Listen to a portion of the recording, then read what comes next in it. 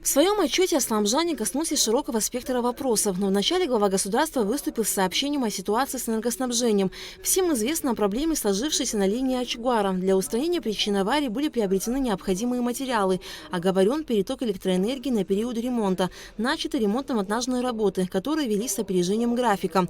Однако по независящим от абхазской стороны обстоятельствам переток был завершен на 15 дней раньше запланированной даты.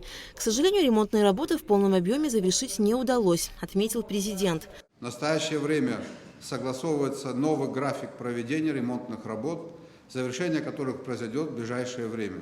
Временное отключение электроэнергии производится для того, чтобы специалисты сумели завершить необходимые работы в отсутствие перетока электроэнергии. Аслам Жани рассказал, что за время его президентства Абхазия, как и весь мир, столкнулась с эпидемией коронавирусной инфекции. На преодоление этого кризиса были брошены все силы. Аслам Жани поблагодарил всех медиков, волонтеров, предпринимателей и неравнодушных граждан за помощь в борьбе с коронавирусом. В течение 1,5 лет были серьезные ограничения наших контактов с окружающим миром по всем направлениям и на всех уровнях. Несмотря на связанные с пандемией сложности, мы двигались вперед.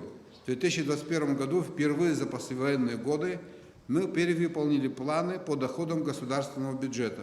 Имеются все основания быть уверенным, что и в этом году тенденция сохранится. Увеличившиеся возможности государства позволили оказать адресную помощь более чем 8,5 тысячам нуждающихся граждан. На эти цели уже направлено около 700 миллионов рублей, и государство последовательно будет увеличивать эту сумму. Аслам Жани также подчеркнул, что адресную помощь для решения различных жизненных ситуаций получили 7 тысяч граждан. Более 1000 человек получили средства на осуществление безотлагательного лечения. Более 450 молодых людей получили возможность обучения. Президент отметил, что за прошедшие годы удалось запустить целый комплекс преобразований в финансово-экономической и банковской сферах, в здравоохранении и культуре, в сфере обороны и безопасности, в судебной системе, в сфере конституционного законодательства. Главное, удалось во многих отраслях справиться с негативными тенденциями и подготовить почву для дальнейшего развития. Уважаемые сограждане, все это время я чувствовал вашу поддержку.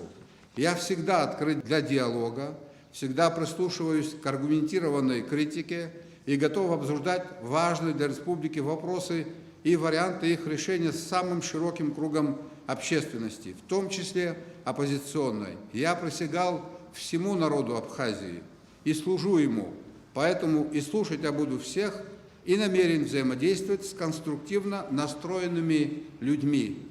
В стране еще много проблем, которые мешают развитию экономики. Дефицит высококвалифицированной рабочей силы, проблемы с электроснабжением, безработица, теневой сектор, ограниченность сбыта продукции. Мы работаем, чтобы создать будущее нашим детям. Наша страна должна быть комфортным, безопасным и желанным местом для жизни нашего народа. Для выведения энергосистемы из кризиса по расчетам специалиста, проведенного в 2017 году, требуется не менее 20 миллиардов рублей, при том, что доля собственных средств в государственном бюджете составляет всего 6,5 миллиардов рублей. Выход из сложившегося за долгие годы энергетического кризиса потребует глубоких реформ в отрасли, привлечения десятков миллиардов рублей. Но главное условие должно оставаться неизменным – это сохранение ключевой роли государства в управлении энергетической системой, отметил Аслам Жани.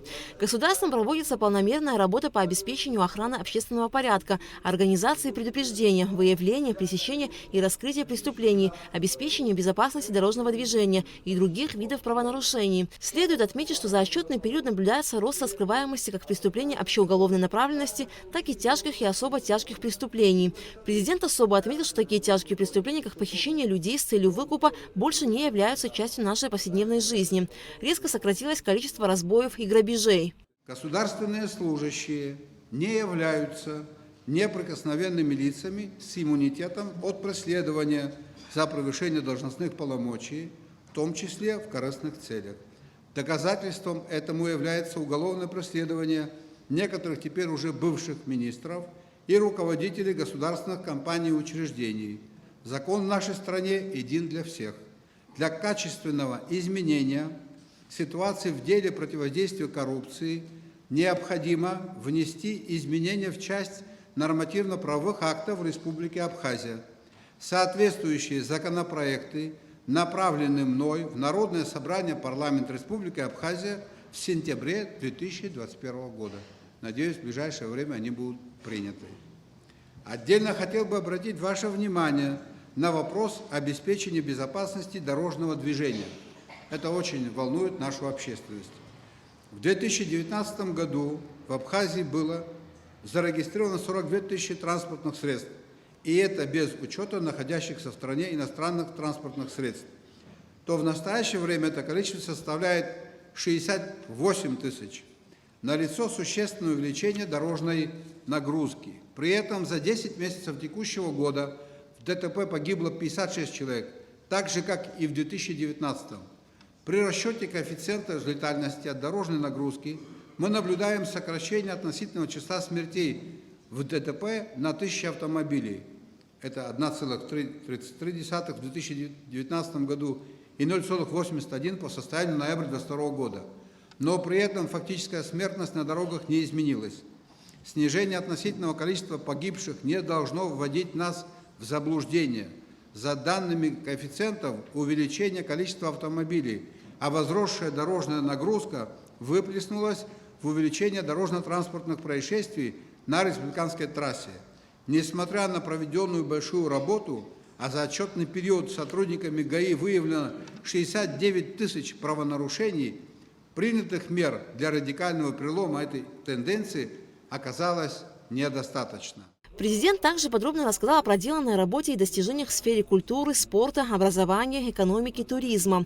Далее глава государства ответил на вопросы граждан, которые они прислали на электронную почту.